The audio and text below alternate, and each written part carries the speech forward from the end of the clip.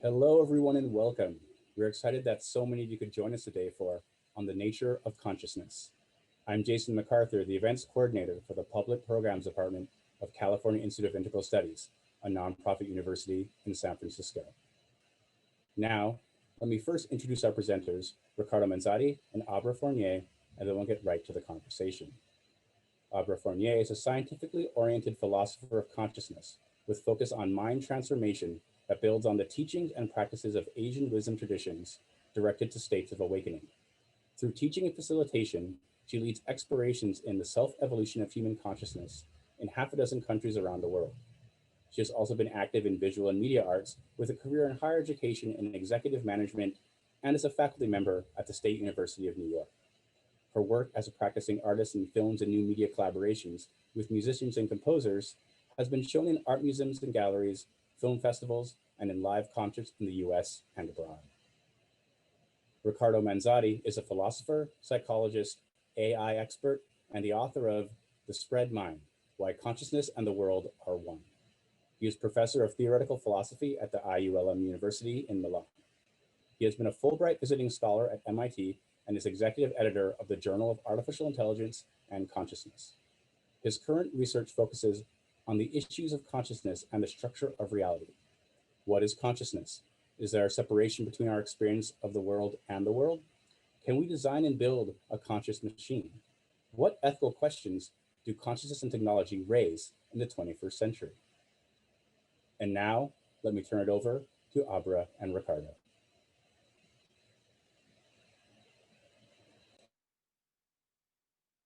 Hello.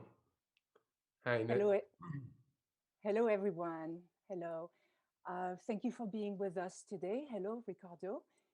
Delighted to participate in this discussion with you. We're going to be talking about your hypothesis, a very unique take on human experience, which you call the spread mind. It's also named the mind-object identity theory. I'm really excited to be part of this discussion because your position addresses knowledge that should be useful to everyone. And these are also the ideas that I am personally addressing in my own work, in my field of research and teaching, the practices of awakening. So, Dr. Riccardo Manzotti, you have several books. Two in particular are scholarly volumes where you present and defend your theory in great detail, and a number of other books. We're going to focus on this theory, and the aim here is also for everyone to participate today. So if you could see what resonates in what you hear, and see the questions that may come up, which we will address later.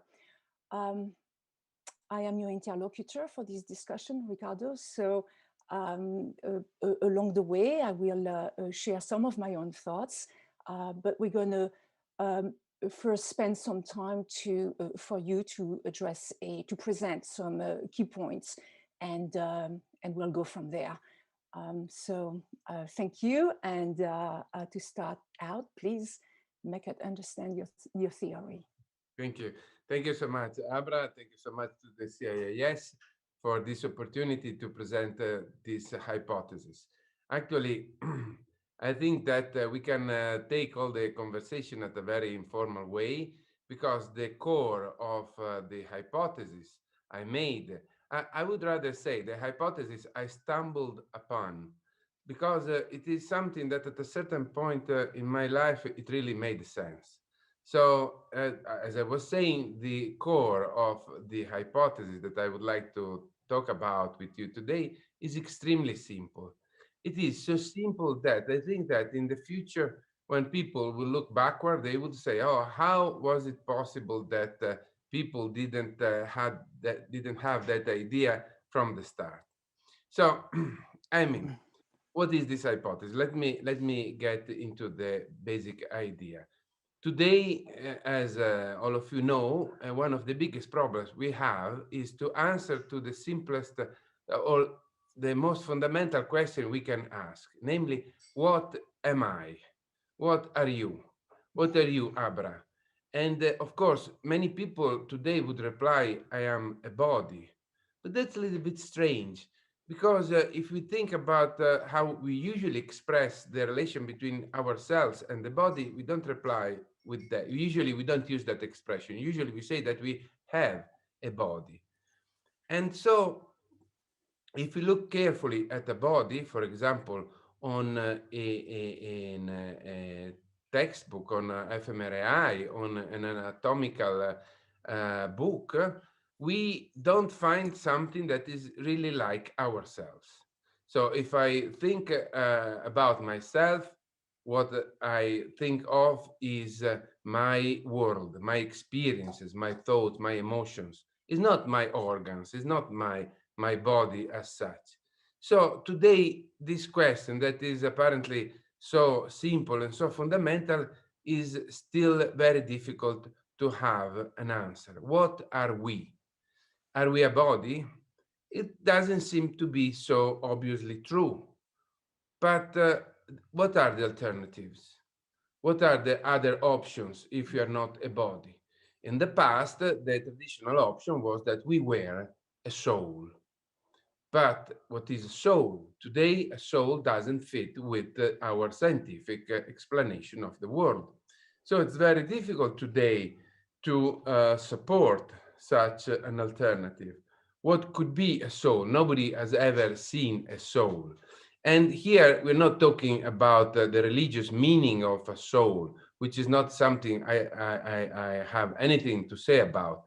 We are saying that we simply have no reason to believe that the soul, the notion of the soul is an explanation, is a scientifically acceptable explanation of what we are. So we are left with this unanswered question. What are we? And we know that in the scientific world, a standard reply is that we are some process in our brains. In 1996, Francis Crick wrote a famous book called The Astonishing Hypothesis. And the astonishing hypothesis was nothing but that we are nothing but our brain processes, that our experience, ourselves, our emotions, our thoughts, everything we are is nothing but what's going on inside our brain. And yet, if there is something that has been shown repeatedly and consistently by neurosciences in the last 50 years, 60 years, is that inside our brain, there's nothing like our own experience. There's nothing like ourselves. Inside the brain, there are many extremely interesting phenomena. There are synapses, neural spikes, there are neural patterns activation, there are incredibly interesting activities done by the networks of neuron, but there isn't anything like our own experience. There isn't anything like our own life. Nobody has ever been able to find inside the brain anything like a person, anything like our own experience. So the question today seems quite hopeless. That's why in the literature it is called the hard problem. It is called the hard problem, but a better name might have been the hopeless problem, because no one has any clue. Yeah, exactly. The hard problem is just a polite way to point out that the explanation of our everyday experience of the world is hopeless if we assume that our experience, ourselves, whatever we are, is inside our brain or is identical with the brain. Why? For a very simple reason. Inside our brain, there isn't anything like our own experience. And that's a fact. That's a fact that has been shown repeatedly and repeatedly by neurosciences. The more we know about what's going on inside the brain, just a plastic a copy of a brain that I always use in my... I think we have lost Riccardo. Okay, you are back. Okay, I'm back. Sorry. Yes. And the more, I don't know why. And the more we know that inside the brain, there isn't anything like ourselves. Of course, we know that what's going on in the brain is associated, correlated, necessary, is supporting our own existence. That's a fact. But that's not as knowing that what's going on in the brain is the stuff we are made of. So we are left with a fundamental question. What are we made of if we are not made by the brain, if we are not made by neural processes? And as I said at the beginning, we cannot the notion of the soul. Why? Because in the scientific description of the world, there isn't anything like our experience. So, could we find a solution? And that's where my hypothesis steps in. And it is an hypothesis that is a little bit like what Sherlock Holmes was fond of saying. Once you have rejected everything that doesn't work, what is left cannot but be the solution of the problem. And in a way, such a solution is hidden in plain sight. It's something that we have had always in front of us. What is my hypothesis? It is a super simple hypothesis. The hypothesis is that at any time, we are not made of the body. We are made of the physical world that surrounds our body. And that is one and the same with our own experience. This hypothesis at first may sound a little bit bizarre, may sound a little bit too radical, may sound either too simple to be true or too good to be true, or just too different from our common sense. It is the hypothesis that whenever we have an experience of anything, an apple, a building, the face of our beloved ones, or anything, the books behind you, Abram, the stuff our experience is made of is just the world itself. At first, this sounds bizarre. This sounds bizarre because it goes against our commonsensical notion that we are somehow inside the head. This is a commonsensical notion that is super strong and it is very difficult to get rid of for many reasons. I would like to point out only to 3 reasons, but there are many more that conjure up to make such a commonsensical idea almost impossible to get rid of. One point is that one reason is that we, ever since we are born, we are identified by other people with our body. Our parents, our friends, whenever they have to point to us, they point to our body. That's the object that is socially representative of our existence. Our body is the object that is put into prison, for example, if they want to put us into to take our freedom away from us. Our body is usually the object that is requested to be in a certain place where they want us to be in that place. Well, today this is no longer that true because thanks to online technology, to Zoom and other YouTube and other technology, we learned that it is possible to be in a place without our body being in that place. So as long as we are able to make things happen in another place by means of technology, let's say we have weakened the relation between our body and our presence in a certain place.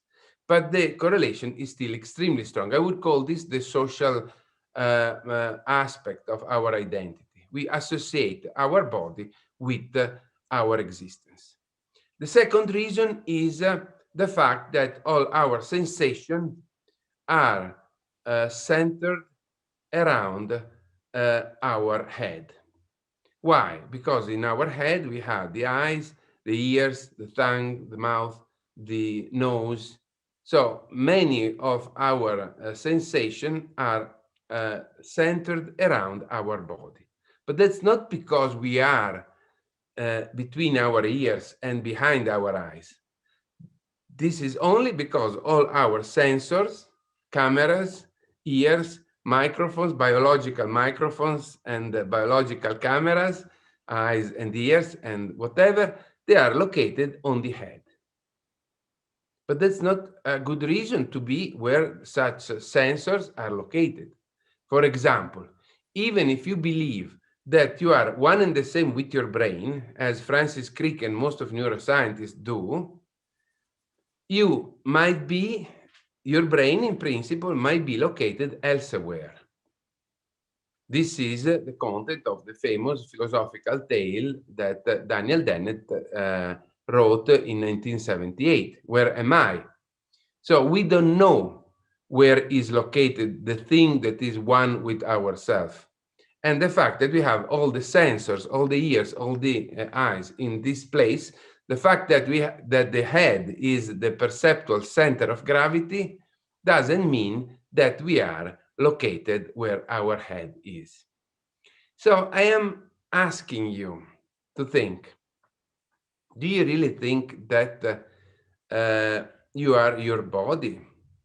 If you look inside you, how much of your body are you going to find? And even more convincingly, how much of your brain are you going to find if you look inside yourself?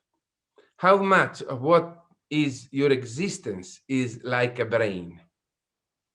Or if you look inside yourself, if you look at your own experience, don't you find the familiar world that is made of cars, buildings, sun, clouds, and other stuff?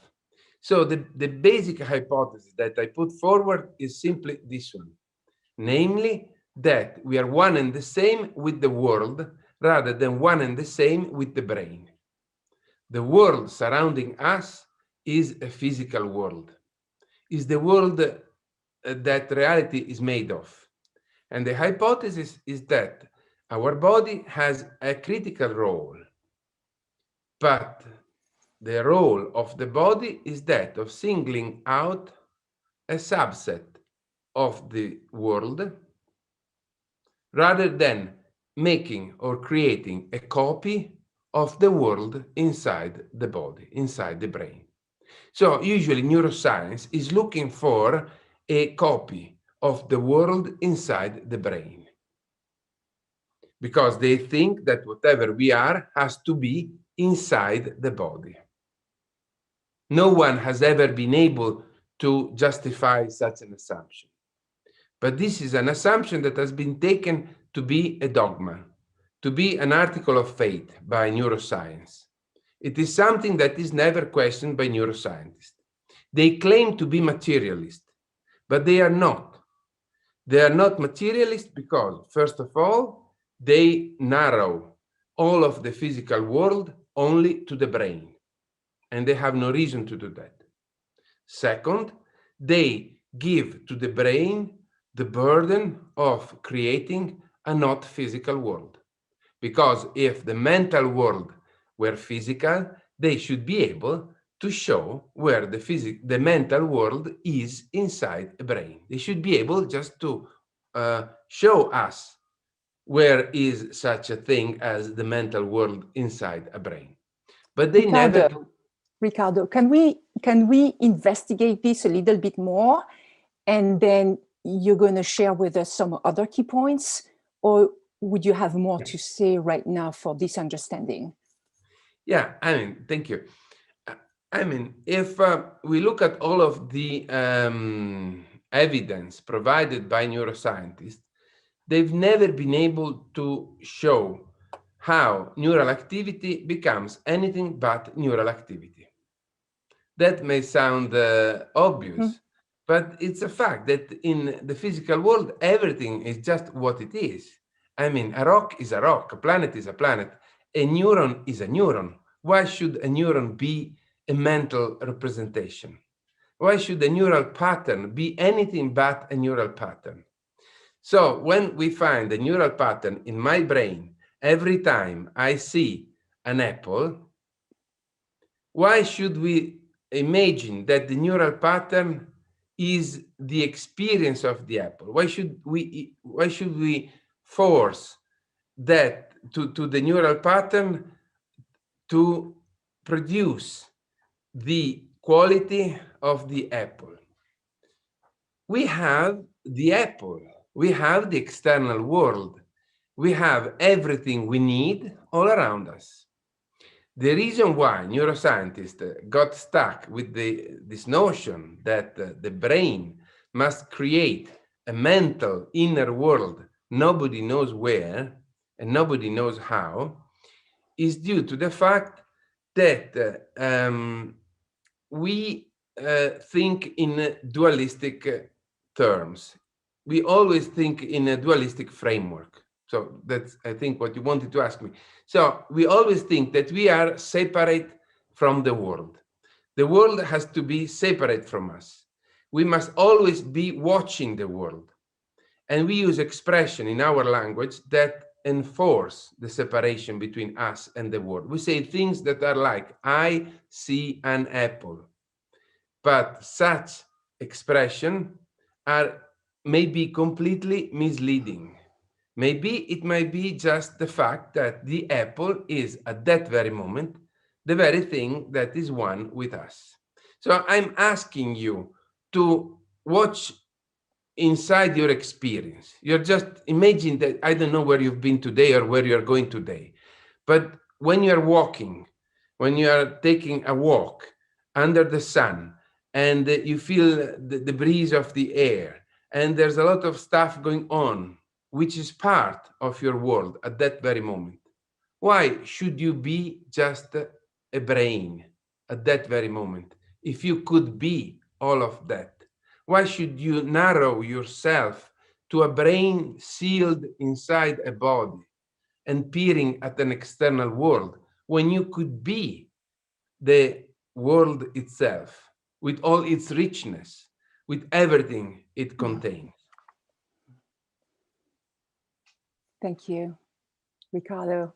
So you give us a sense, a good sense of your hypothesis, and of course, to take our experience out of our head is probably a challenging view, right, for many.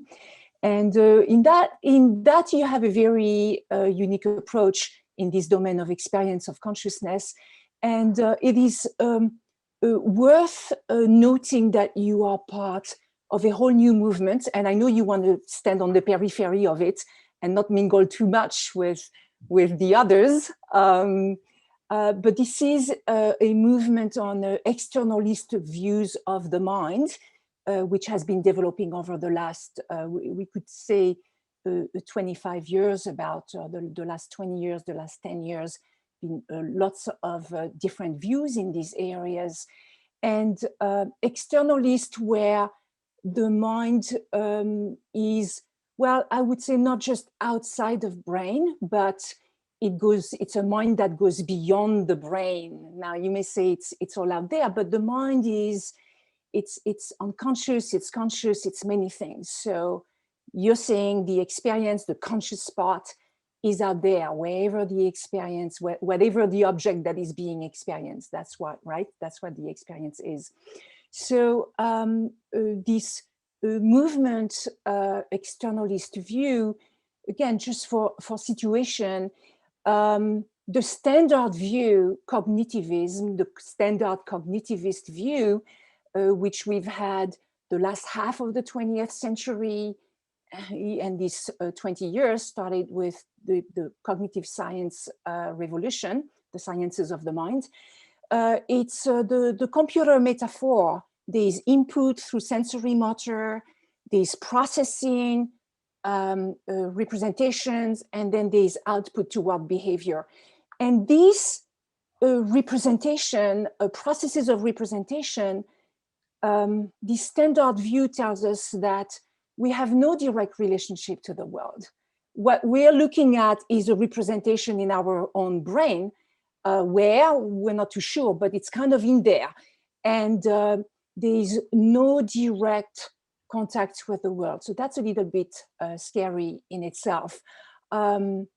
Roger Sperry, about 25 years ago, a renowned neuropsychologist, biologist, Nobel Prize winner, he saw a whole new era ahead, a cognitive revolution, right? That would bring forth new perspectives on the mind, new ways of thinking about the mind, new values, and what he saw ahead was a consciousness revolution that would be the most visionary and transformative. So I think you are part of that revolution, Riccardo, and I think that this grouping of extended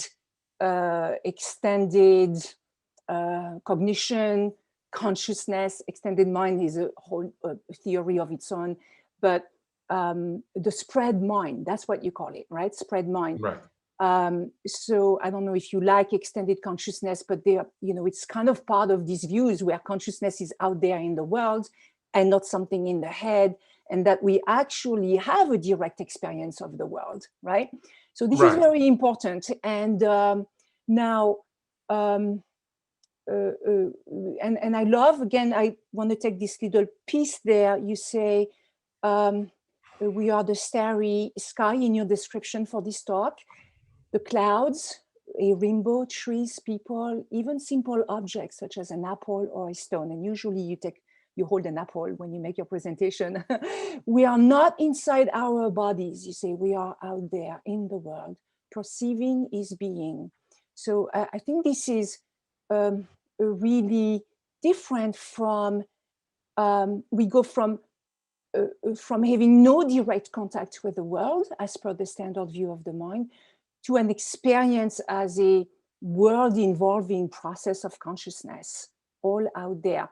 And I like to say world-involving dynamic process of consciousness. I like to use this word dynamic because I look at, now my own view, I look at the dynamics of the whole that makes us the being that we are, with a mind evolving from the relational brain-body environment. And so the mind is again, there's conscious experience, and then there is, everything that brings about this conscious experience. So that we can call all that the mind, or however we want to call it. So, but that's what I mean. There's a dynamics of relationship. And importantly, now something that I'm involved with in terms of consciousness and these views, and you view in particular as well, is in the context of transformative practices. So whereas you look at experience, the theory of experience, my focus is on the experiential transformation of that experience. Experiential transformation of our everyday experience, of how we see the world, right? And of course, we also need theory for this, because we want to give meaning, and we want to understand what we're doing, and we want to, yes, have a path of understanding. Right.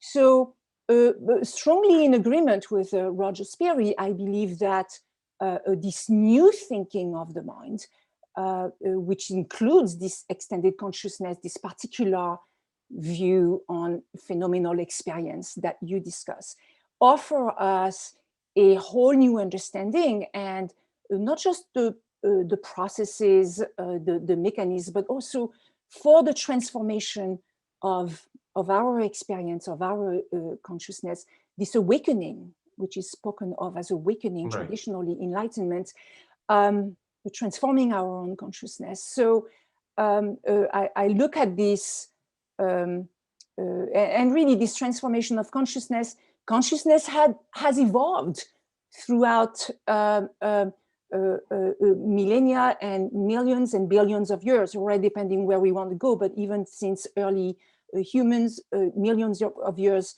consciousness has evolved. for the transformation of consciousness I'm involved with awakening, the mind has reached the capacity to turn around and look onto itself and change itself, right?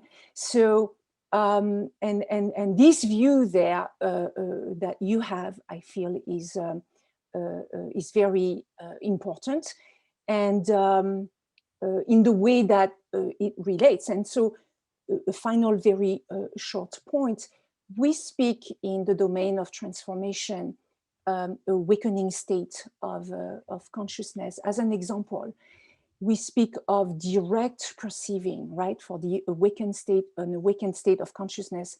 I mean, there are different levels of awakening, but a direct perceiving, where we speak of a perceiver, perceiving, and perceived becoming one and the same, becoming one and the same experience. And I think this is where this can relate to your theory, really, of mind, object, identity theory. I was looking for your more scientific name. Yes, thank you for helping me to put my hypothesis in perspective, in an historical perspective. Right. And that there are a few things that I would like to stress. First, sometimes in the science as well as in philosophy, we deal with a problem that seems to be completely intractable or hopeless, like the hard problem, because we take the wrong approach. We start from the wrong assumption. And let me make you an analogy. In the past, a very problem that seems to defy human understanding was to understand how could the Earth not fall down. The Earth as a planet. They were wondering, why doesn't it fall down into the abyss? And so the Hindu, for example, had the idea that the Earth was supported by a turtle or by some other larger animal or whatever. That was the classic example of a pseudo problem. It was not a real problem. Now, afterward, we understood that the Earth doesn't fall because there is no direction where to fall. So the solution of the problem was to change the way in which we were tackling such a problem. We needed a new approach, and I think that in the case of consciousness, one of the problem is the very use of the word consciousness. In this sense, I think that every time that we use the word consciousness, we are already stepping into a dualistic attitude, because there's the world and there's the consciousness of the world. But as I often say to my students and to the people that I interact with, I've never ate a conscious apple. I never eaten a conscious apple. I never saw my consciousness as something different from the world. I always lived in a world. I didn't live in a world of conscious experiences. People told me, philosophers told me, that I was living in a world of shadows, like Plato. Our philosophy, our Western civilization starts with the myth of the cave, with the idea that we are separate from the world. And we keep telling this story in umpteen movies, from The Matrix to Black Mirrors, from philosophers like Plato to neuroscientists like Francis Crick. We keep telling people that they live in a world that is not real. And what is this world made of if it is not the real world? And then we told them, scientists and philosophers alike, we told them that they live in a world of mental appearances, that if you are lucky, are somehow more or less associated with the real world, but they are never the world as it is. But do we really have any reason to believe that? Do we have any reason to believe that there's such a veil between us and the reality? Or maybe it is just that that so far we had a naive notion of reality. That's of course is my hunch. My hunch is that the world is really as it seems, and the fact that it is not how we would exactly how we might expect it to be is just because we have a naive notion of the way in which the world is. So usually what we do is the following. We have a naive notion of reality. Since reality doesn't match with our beliefs, we assume that reality has to be like our beliefs predict it to be, and we explain the leftover in terms of mental experience, in terms of appearance. So if the world is not as we expect it to be, we say, well, it must be the culprit must be our experience of the world. So Riccardo, you want to finish this? Yeah. I'm just go ahead. Just I want to add one more thing. So my hypothesis is extremely radical. There aren't two things. There isn't a mental world and a physical world. There isn't a world as it is and a world as it appears. There is just one world, and we are one and the same with this world. My theory and my hypothesis then shows how the world might be just the way it appears as to be. And this idea, and then I get to an end of what you were saying, but just to draw an historical line, this idea is consistent with, how could I say, with a direction that science has had for the last 400 years. Namely, the direction that Galileo took in 1600, when he, for the first time, said there isn't such a thing as absolute velocity, but there is only relative velocity. This idea has been a very important intuition behind many of the most important scientific advancements. It's the idea behind Einstein's general relativity. And I'm just asking people to take into consideration the possibility that everything has a relative existence. In such a way, we can explain why everyone is living in a different relative world. At first, this might sound a little bit different, but it is not at all. It is just as difficult as understanding that if we go to the motorway with two different cars, object will have a different velocity relative to each of us. Riccardo, so I'm just trying, and then I end, I'm just trying to bring the notion of subjective inner world into the physical world. Yeah. I think we'll come back to the velocity because I'd like to speak to some of the things you've packed so much in just a few minutes. You say, well, first you said consciousness, the problem, the world is already a problem. And Terry Deacon, who wrote his last highly substantial books, if anyone can plow through it, says it's not, the problem is not consciousness, is the self, like focus on the self. And I like that because, and we can look at the self as a subset of consciousness for sure. But talking of consciousness, making it a thing, it's kind of hard to relate to it. But the self, everyone can relate to the self, right? And then you say, we are, so that's one pointer here. And then you say, we are one and the same with this world. So I love this. And well, and of course people are going to be, well, ordinary day-to-day consciousness. I'm not exactly one and the same with the world. But then again, if I go back to the transformative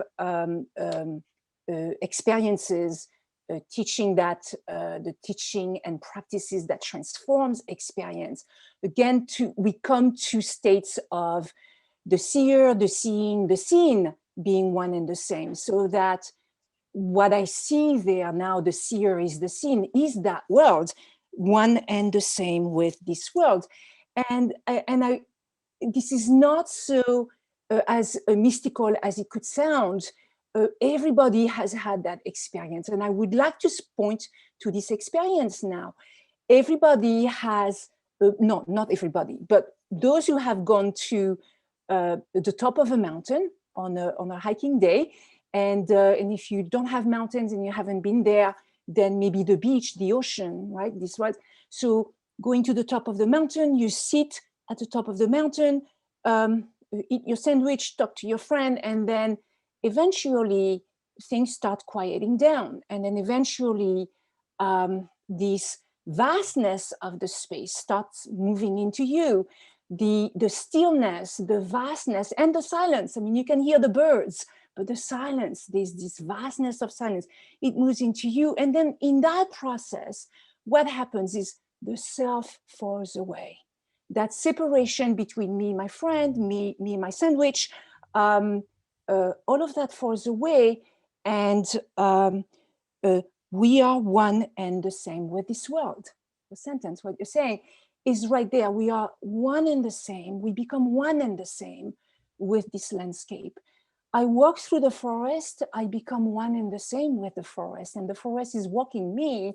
I am walking the forest is walking me, one and the same. And what happens here is that the separation of me, what you pointed to earlier, when you were a child and your mother pointed to you and your name is Riccardo Manzotti, and you know, you have to feed this mouth and not, well, for me, not the mouth of my doll, and put the shoes on this feet, not the feet of my doll, right? So all of this is learned. So a question though for you, because you see, now we can transform this view of the world, and it's not that we're all going to be always all expanded. And I mean, there can be attention can come, a focused attention can come within this dimension of being the world, right? But right. So going from this wide angle view of consciousness, bringing the focus back on your hypothesis, from your standpoint, how do you explain that? Yes, this is your experience. You are your experience, and this experience of the world, you are that. But this is not something that people experience on their day-to-day living, unless, you know, there's been some kind of transformation along the way.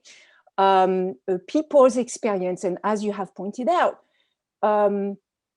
most people view their experience as happening where they are, and where they are is where their body is, and that's where their sense of self is, right? And the self is kind of right here, or hovering where the body is, and yes, behind the eyes, more likely the head. And this is actually in line with the classical cognitivist view, right? So how do you, once again, to just revisit that, how do you address that? I love so much the example that you just made, because you put together two very important things. One is the fact that when we are in nature, and when we are just in contact with nature, when the body is in contact with nature, we feel that the separation between us and the world disappears. Disappears because it has never been there. It has always been a social construct. And you were right. It is such a feeling of the self as something separate, as a burden that we keep with ourselves, is generated by our social interactions. And there's a reason for that. Control. Society has to do with control. Every society has the problem to control its members. It's not always a negative thing, but it is surely something that society needs to do. And the control, often the easiest way to control people is to control their bodies. Once you, and we can see some example of that today with notions such as that of biocontrol that has been, for example, addressed by Yuval Harari in his recent work and by many other authors. So by controlling the bodies of the people, we can control people. And what's easiest than convince everyone they're just one and the same with their body, and that that they are identical with their bodies. Think about that.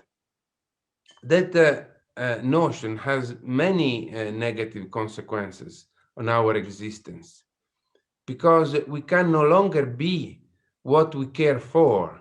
We can no longer be what we really love. Like it might be art, it might be our beloved ones, it might be nature. We are stuck inside our body.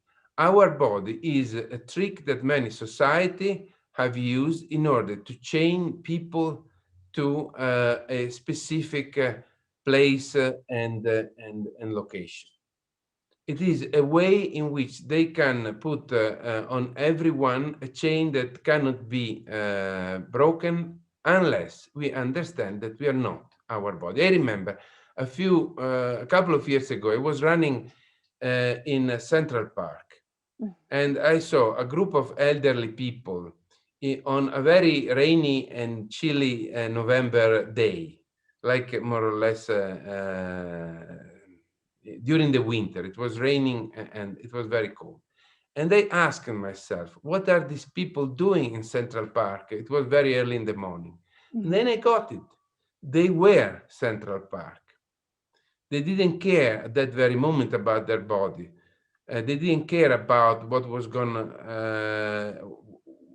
I mean, to many other conditions that may refer to their own body. They were just there to allow their self, their existence, to be one with with Central Park as a whole. So whenever we do something we really care for, we see that we break such a chain. So it's all too easy to identify the self with the body. And so I agree very much. I think you made just a great example. When we are alone in nature, we naturally feel one with the surrounding environment. There's nothing left. There's no place hidden from the reality. We are just one with the reality that surrounds our body. I like your point about the social and cultural and the learned aspect of, in the sense of self. Maybe I don't take as much a conspirational posture with it. Of society conspiring, and but there are habits of socializations and establishing a sociality when we are very young. And Jack Engler from Harvard has said, you have to be somebody before you can be nobody. And that includes kind of the body. Growing up, you have to identify with this body as a human being in terms of being a healthy self before you can even start deconstructing the self. But these notions of being learned and the potential for the self to also be different.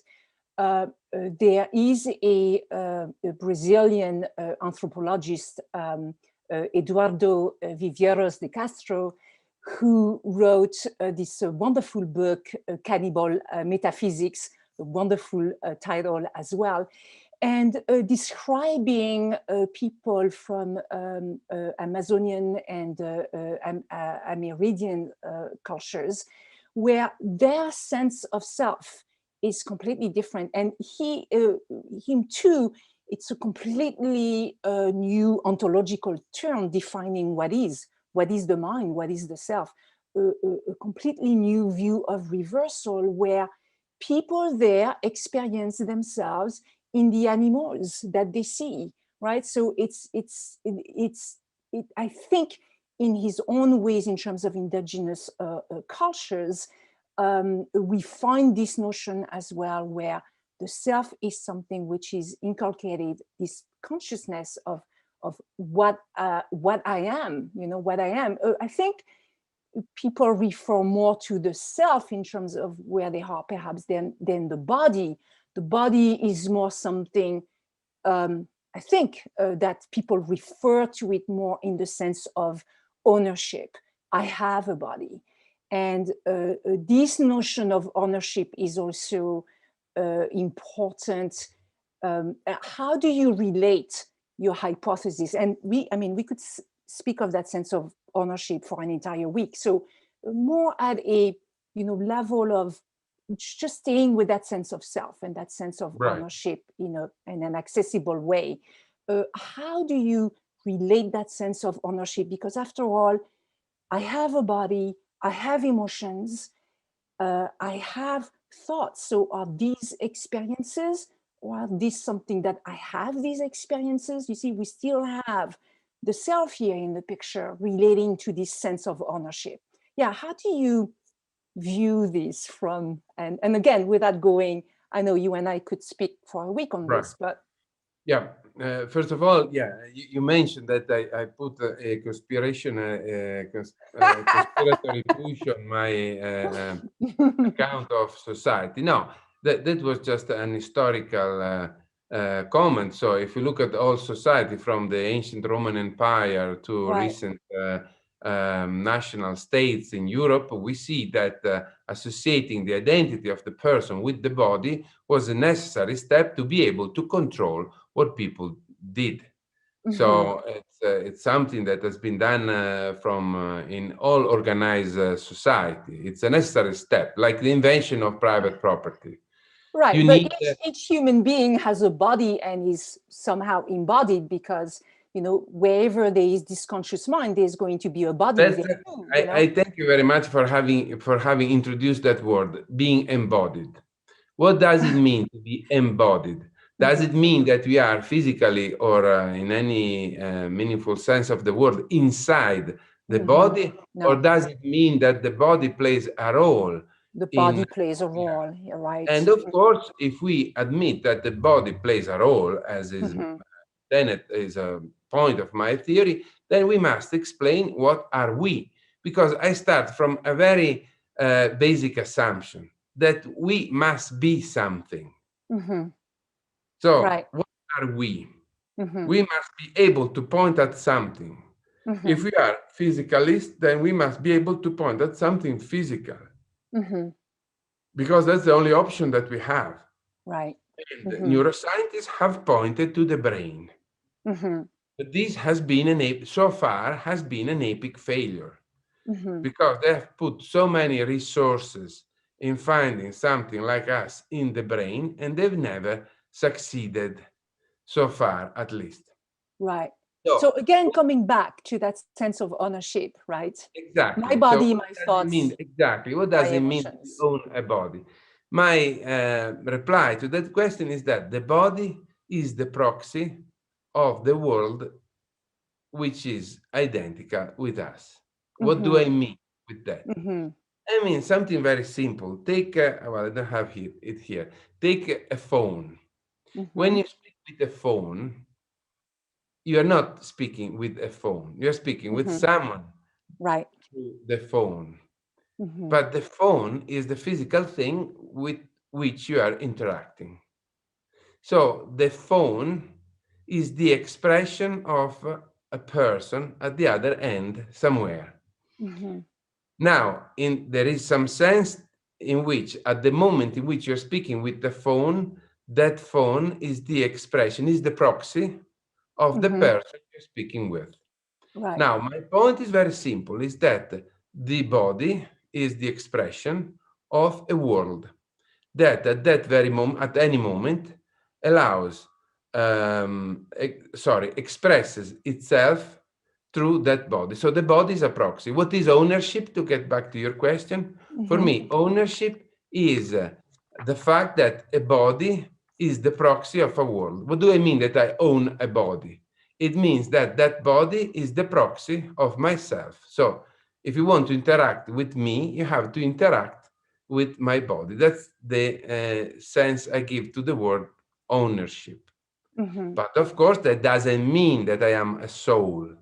That doesn't mean that I am a ghost inside a machine, like the cognitive science believed to some extent, without being dualists in a metaphysical sense, but they were dualists in a scientific sense. So my point is that through our bodies, we are worlds interacting together. Right. Let me a quick.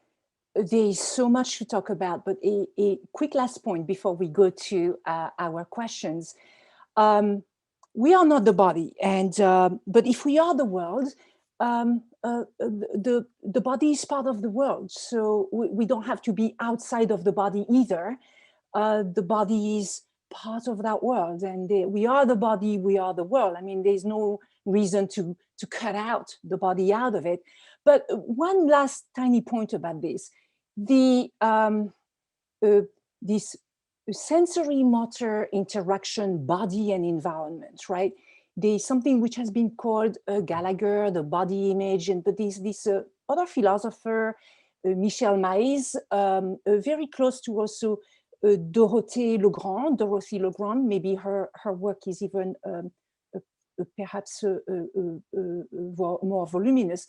But Michel Maïs says the following: a matter of experiencing oneself as she speaks of that sensory motor subjectivity. I know subjectivity, that word is a little bit, you have a lot to say about that, but the sensory motor, so that we feel that body, right, through the senses, body-based perceptions. She says,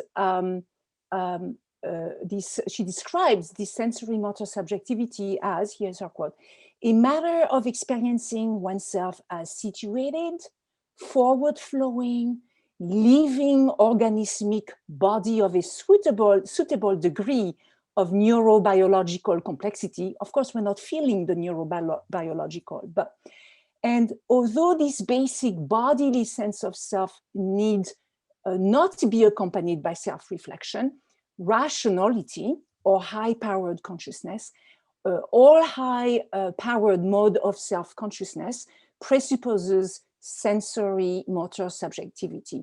This is supported by the fact that at least some non-human animals and all ordinary human infants have sensory motor subjectivity, like there is some kind of me-ness they are connected to the body. And this is pre-reflexive. We don't have to think about it. We don't have to rationalize. We don't have to be able to be conscious that I feel that way. But there is that pre-reflective knowledge of the body. And this is going to be the last point before we go to the questions. So perhaps you want the questions with this, but no, I will isn't this the body, all experiences? There's an ubiquitous kind of bodily self, a sense of the body. If the body wasn't there, we would know it, and we know that because we have structures of self that fall away. They are bodily structures of selves, and we only see them when they fall away. Through some practices of experiential work. So this bodily self, this sense of the body, which is ubiquitous, which is part of all experiences that we have in the world. What do you think of this? Yeah, no, it's a fundamental point. And of course, the body is the first object in some sense.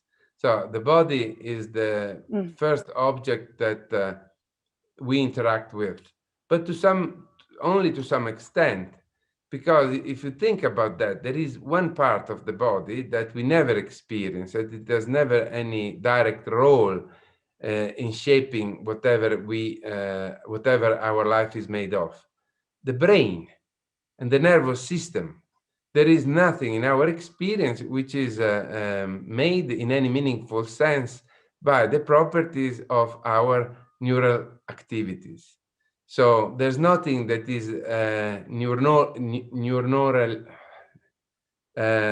like the neurons in our experience. There's nothing that is like exactly. There's nothing that is brainish in our experience. Right, we don't feel the neurons. Mm-hmm. We don't feel the nuance. We don't have no experience. We are blissfully unaware of Mm-hmm. having a brain, unless they told about it in a class of neuroscience. Right. Well, And we don't want to be conscious of everything because that would overload the system. I don't want to hear all that goes on with the digestions but in and many feel cases, everything. yes, but in many cases we have no choice about what we are conscious of. And Mm-hmm. if the brain might be part of our experience, sooner or later it would be. It never is. So there has to be a reason for that. The reason is that the brain is the center of our body, and therefore it can never be experienced as an external object. While we can experience all the other part of our Okay, body. can you say that again? Can you say that again? The body, the brain, Yes. being the center of our experience, can never be experienced as an object of our world. Okay. All right. That's what scientists say. But we can always experience our body as an external object. I can see my Right. hand right now. And internally. I can touch. Well, to And some extent, internally. yes. To some extent, yes, I can experience every part of my body as an object. And that, so about that subtle experience of the body is always there as part of all experiences.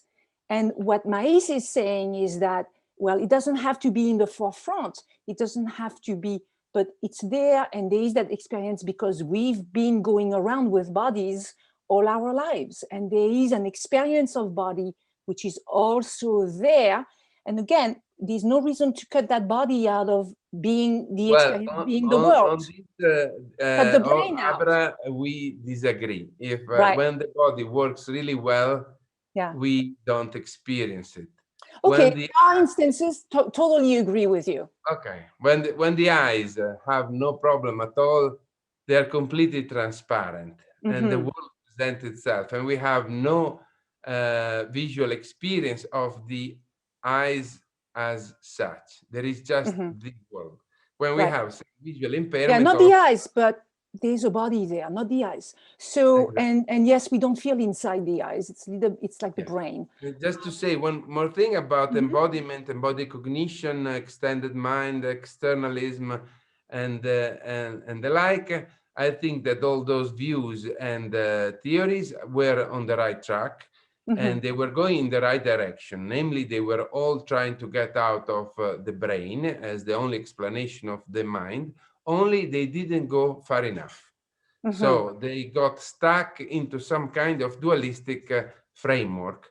Namely, rather than having the traditional mind world dualism or the brain world dualism, they introduce a new kind of body world dualism, which I think is not necessary. We can just be one with the world. And if I had to wrap up, what I want to tell is that we need no dualism, and then we can just step onto the world. There's no subject extending in the world. There's no mind spreading in the world. There is just the world. We don't need to reach the world. To be fair to these other theories, and of course we're not going to go into all this right now, but just the last little thing, to be fair, many of them is a brain-body world in terms of the relationships, in terms of explaining the mechanisms, the processes of the mind. So, I mean, just to be fair because there are various theories, they look at different angles, but you do have the very unique place of focusing on experience. And I do appreciate very much the way in which you approach it. Can we move to the questions, Riccardo? Is that good?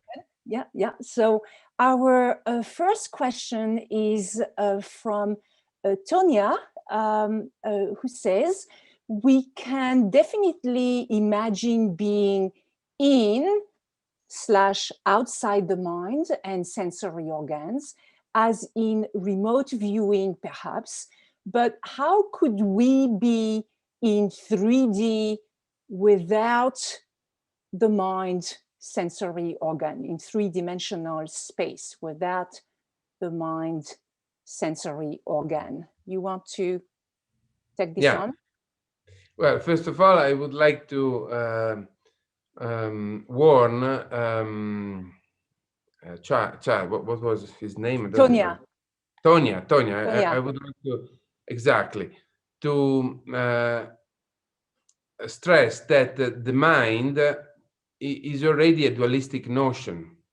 So we don't have to imagine to be outside the mind. We are not stretching outside the mind. We are one with the external world. This is what I was trying to say at the end. That is the mind. Exactly. The world is the mind. So there's no mind stretching outside of itself. And why should we need the mind to build a three-dimensional world? The world is already three-dimensional. So why should we have any problem in being one with a three-dimensional world if that's what the world is? So we always have the dualistic idea that we need to reconstruct the world from, say, the bidimensional information reaching the brain through the eyes. That's not the case. That's not needed. The world is already three-dimensional. It has already all the properties that we find in our experience. So the need of the mind to create the three-dimensional world, the virtual world that is supposed by cognitive science, is based on the assumption that we are separate from the external reality. And that the mind is the brain, and that the mind is the brain. And that the mind is the brain. So things go from here out there, right? Exactly. In terms of, right. Exactly. But once we drop that assumption, right. Look at the room around you. It's three-dimensional. If you're one with that room, why should you need anything to get to produce the three-dimensional aspect of your life? Right. So Tonia, as a recap, we are not, Riccardo is not speaking of being outside the mind because all of this, which is this experience, is the mind, all experiences, and that is the mind. The mind is not something happening just in the brain. And in some ways, what about the sensory organ? If you consider the mind, not just the conscious mind, the experience, but if you consider the mind, the mechanisms of the mind, the processes of the mind, using all these sensory organs, then the mind is also these sensory organs. We're not cutting the mind away from the sensory organs, right? Exactly. Right? Exactly. So next question is from Randy, and who says, Abre, can you share how your study of physics with Chris Fields has informed your knowledge that you shared with us today? So that must be, oh, Randy was in that little group. So, this was a very short session. One thing that I found very interesting with Chris Fields was his take on memory and speaking of memory, and I've studied that more extensively. So I also like to study physics and quantum physics, and it's true that I had a lot to say. Maybe that was in those meetings. And I think we can be informed by all sciences because even coming from the wisdom traditions where for millennia, these traditions have really developed methods, and I'm more strictly speaking here of methods of meditations, contemplations, deep self-reflections, because the wisdom traditions have other aspects. They deal with morality and ethics, and these are other dimensions. And they also have mythologies that are not in line with the kind of mythology that we want to carry forward today. The mythology today is sciences and bridging over, opening the fields of sciences is what is important. Sciences is the language of the day. So for me, physics, cognitive sciences, philosophy of mind, in terms of the mind, philosophy of mind is very science-based. So yes, Randy, I embrace all of these fields of science for myself, which can inform our understanding of the mind. I hope this is satisfactory. Next question from. Well, can I have a follow-up? Please. Yeah, do. on this point, because I know very well Chris in the field, and I've been discussing with him about the notion of information and the like. And I think that here we have to be very careful, because often people believe that science tells us what the world really is. Mm-hmm. And this revelation is usually given in terms of pure information or pure mathematics.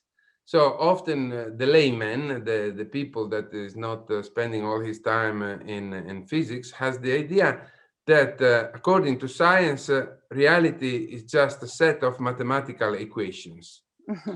And why should it be? Why should it be so?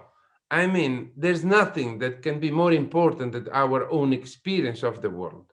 So in our existence, there are colors, faces, shapes, tastes, smells, and the like. Why should we assume that our experience comes later? Why should we assume that the mathematical equations of physics, the pure informational description of reality, should be closer to the nature of reality than ourselves? Mm-hmm. Only because we started from the dualistic assumption that we are not the world. So we assume that the world has to be revealed to us by a higher authority. In the past, it was some kind of religious authority, and now is science. But there's no greater authority than ourselves. Why? Because we are the reality. Mm-hmm. So that's one of the core ideas mm-hmm. of my approach. We are identical with the world. So it is science that comes second. We mm-hmm. come first. Yes, we are not mm-hmm. because we are more important than science, but because mm-hmm. we are one with the world. We are one with nature. Mm-hmm. So whatever science tells us must be compatible with what we are. Mm-hmm. And that, I think, is a very important epistemological point that connects my hypothesis with the information theory, as in information theory. And we spoke, I discussed with Chris, and I think he would agree. Mm-hmm. Right. Very good point, Riccardo. And even this conversation, these are conceptualizations. They are not the experience either of what we are talking about. I mean, we're talking, these are words, ideas, we're using this high level of cognitive skills that we have, but that's not the experience either. So, so definitely something to keep in mind, and science is a language. And so like right now we're using a language and pointing towards what experience is. So the next question from Ashley, if I am the apple, and I also, am I also my brain? Oh, this is a good one for you, Riccardo. If I am the apple, which you often hold for your presentations, and my friend looks at the apple too, then is my friend also the apple? And if yes, then am I identical to my friend? Go ahead. Take it away. Okay. Now, first of all, why I say that you are the apple? Because the apple is part of your experience. Mm-hmm. You find the apple in your experience. You don't find your brain. So there's no need for you to be your brain, because your experience has none of the properties of your brain at the time in which you have an experience of the apple. So you can drop the expression, I have an experience of. There is just the apple. Nice. And the apple takes place because of your brain. What do I mean with that? Well, I mean the fact that there are many possible phenomena in the external world, and what we call the apple is just that particular subset of physical phenomena, which is made by color, shape, and other features of your familiar apple, and not by other features like neutrinos, electromagnetic radiation, and infrared, and other stuff that is not part of your apple. So the brain has the role of, I would use this expression, of causal frame of reference for the apple. What do I mean? I mean something super simple. The frame of reference is the entity that is responsible for the existence, for example, of a velocity relative to that. So the brain is the physical condition for the existence of the apple, which is one and the same with you. So you are just the apple. There's no need to be the brain, but the brain is necessary for the apple you are to take place. As simple as that. It requires some shift in perspective, but once you get used to the idea that the brain is not the thing that you are, but is the condition for the existence of the thing that you are, then everything makes logical sense. If you are the apple in your friend, but the other question is more interesting from my perspective, because it shows how my theory may provide an explanation of communication. It says, if I am the apple and my friend looks at the apple too, then is my friend also the apple? And if yes, then am I identical to my friend? And I reply, yes. To the extent that the apple is just a part of what you are. You're not just having an experience of the apple. You just have an apple among the many other things that compose your own existence. But to the extent that you both have an experience of the apple, you are both made of the same apple. That's why you can communicate. Communication, in my theory, is sharing. Is not exchanging bits of information between two separate and alien entity. It's just being made of the same stuff. That's why people, if they want to communicate, they need to live together, to do things together, to eat the same stuff, to sing together. And it's not enough to Now, exchange information. Riccardo, you spoke of the frame of reference. Ashley has her own frame of reference. Her friend has a different frame of reference. So, and when you can both eat the same apple, but it's going to taste a particular way to you and a different way to the friend. So that's the different frame of reference in that sense. And then the apple, it doesn't just, there's a whole background, there's a perspective, there are many other, there's a body, there are many other elements that are part of that frame of reference. So just to kind of pick up on what you just said, the frame of reference, and so so you're not just the same thing, because it's a different experience still. It's not the very identical experience. I agree. Experiences are always slightly different, but they're also, to a large extent, not that different, because our bodies are not the same, and surely they have differences, but give or take, they have many things in common. We have more or less the same sensors, we have more or less the same height, weight, we interact the world in a very similar way. And to some extent, people see the same colors and more or less taste in the same way, although there are differences. So it is true, to use the metaphor of the velocity, that our frames of reference are not going exactly at the same speed. So all colors are slightly different, all apples are slightly different, all rainbows are not exactly the same one. I think I cut you a little bit earlier in terms of your conversation on velocity.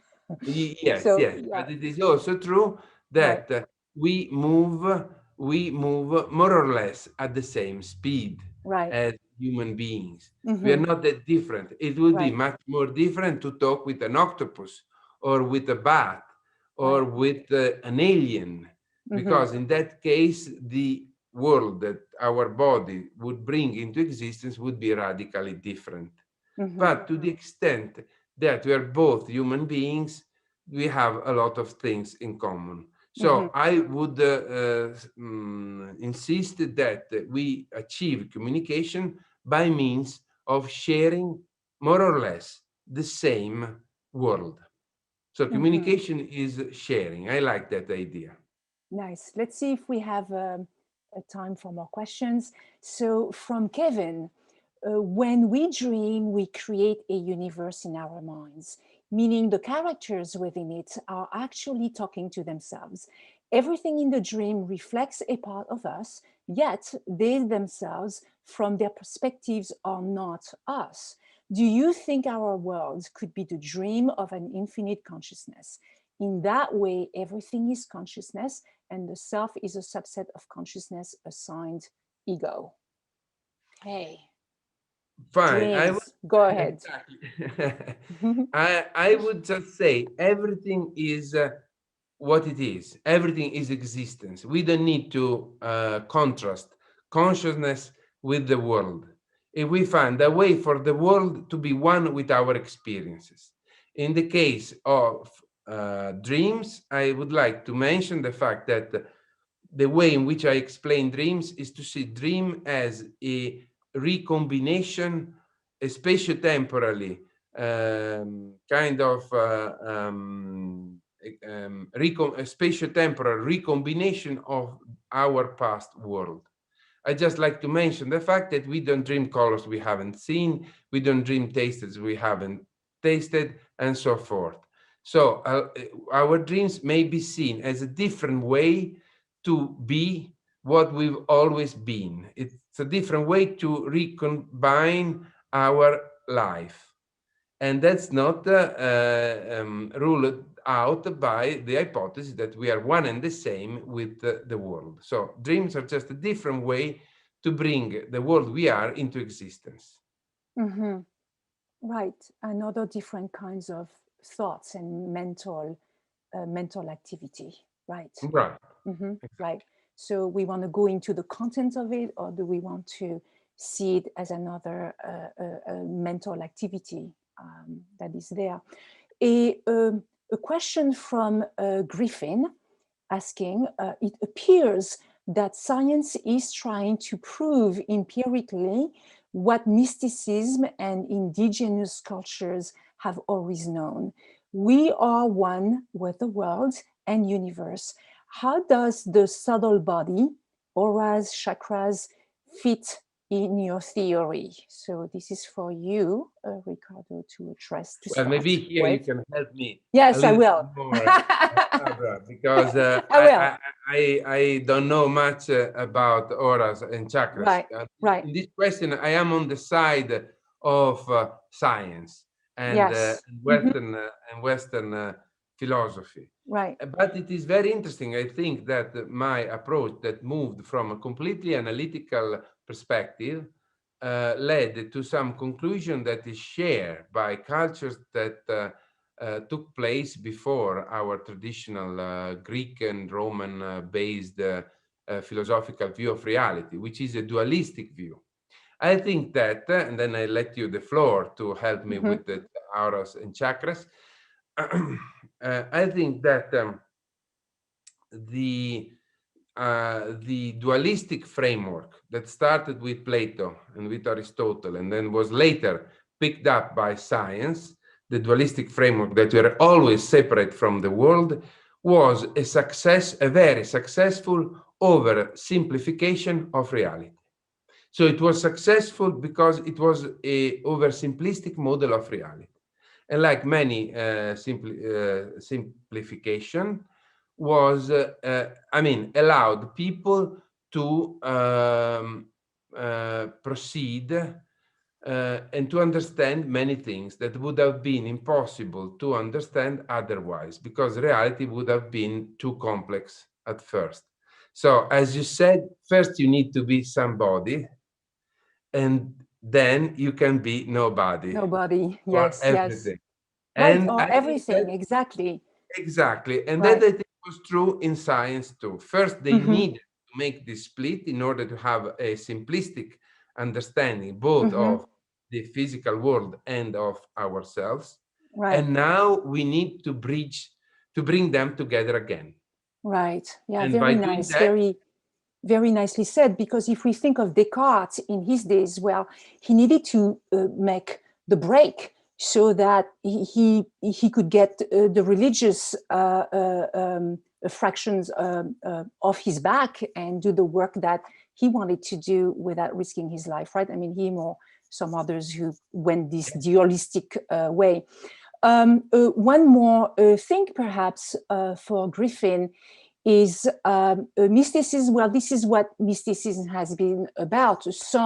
There are many different traditions and different practices, but those that I'm very familiar with and quite a range is about changing our experience, is about and changing our experience changes our ways of being in the world and changes our way of um, manifesting what we are in the world, changing that experience. We have that capacity for sure.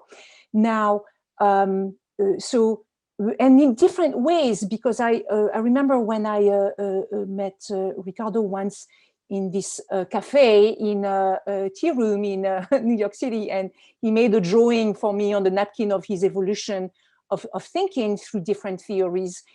He was doing a lot of self-reflection. It's a lot of self-inquiry. You're looking at the world, you're changing your vision of the world. You're trying different things. I mean, that in itself is a practice, a deep practice of self-reflection, self-inquiry, which we have. Meditation is not just sitting on a cushion, right? It's also doing this deep reflection. And as for the indigenous cultures, and maybe if we can just go a few more minutes over our time, after the, regarding the indigenous cultures, while it is true that some aspects, like I was mentioning Vivieros, speaking of some of these cultures in South America, when studies have been done of these of various cultures, and while it is true that they can have a different perspective this way in terms of their way of experience, because it is learned, because it's social, it's intersubjective, it's learned from the moment that they are born to look at the world in a certain way. So this communion with nature, there's a different way of knowing and experiencing the world. But in some other areas, they do not have the kind of, in some instances, it was shown very clearly that when it came to taking care of children or some other human habits, there were some really deplorable situations. So it doesn't mean that what I want to point to is that it doesn't mean that it's necessarily like an awakening state of consciousness as the wisdom traditions have wanted to put forward. Some differences there. And so we're going to skip maybe the aura and chakras, but we're talking of energy, and chakras are energy centers. They are like places where there are lots of nerves in the body and lots of things happening there. We don't have the time to go into it, but maybe a quick last question, which I think is a crucial question, is a great question from our audience, is: are there any practical ways or practices in our daily life that can aid in experiencing this hypothesis? well, I can reply from And this is my, our last question. Yeah. which is related also with the penultimate question. And I Mm-hmm. can reply from my own first person experience. It changed my life. It changed my life because ever since I realized that I'm not one with my body, I'm not one with my brain, and I'm not a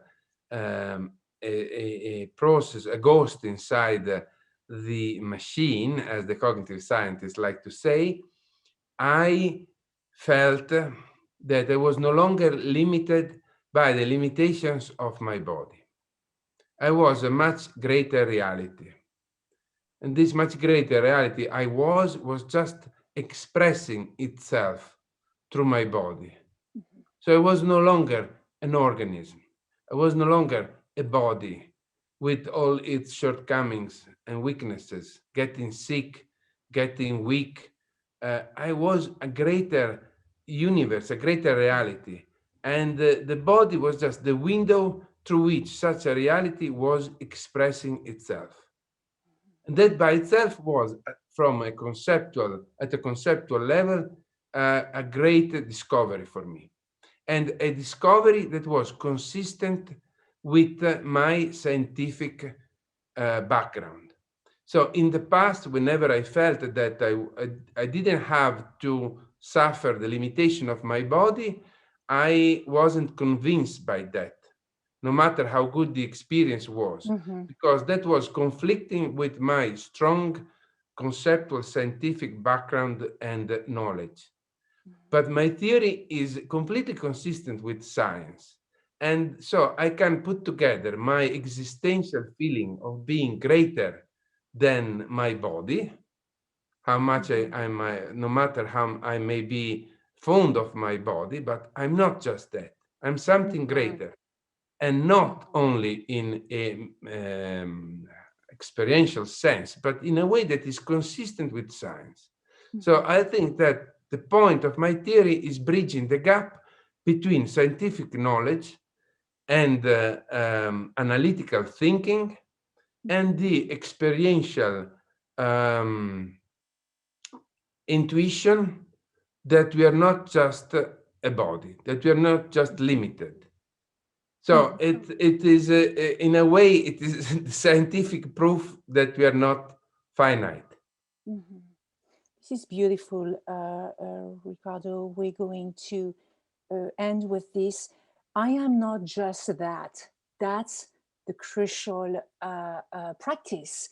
And it is a practice carried on in the wisdom tradition. I am not just that. I am not just that. This emotion, this body sensation, these thoughts, I am not just that. So that allows the mind to go beyond, and to go to what it is that we are talking about today. So I would like to now thank you very much, Riccardo. Thank you, Abre. This has been terrific. I would like to, and thank you to our audience. Thank you for being with us today. I would like to invite Jason back, who has a few more things to share with us today. Thank you to everybody. Thank you all so much for attending today. We hope you will join us for more of our upcoming talks and workshops. This conversation was recorded. If you'd like to watch it again or share it with your community, it will be available on our YouTube channel at the same link and on our Facebook page. We'll also feature this talk on our podcast, which you can find at www.ciispod.com or by searching CIIS Public Programs on your favorite podcast app. Thanks again for joining us, and have a great day.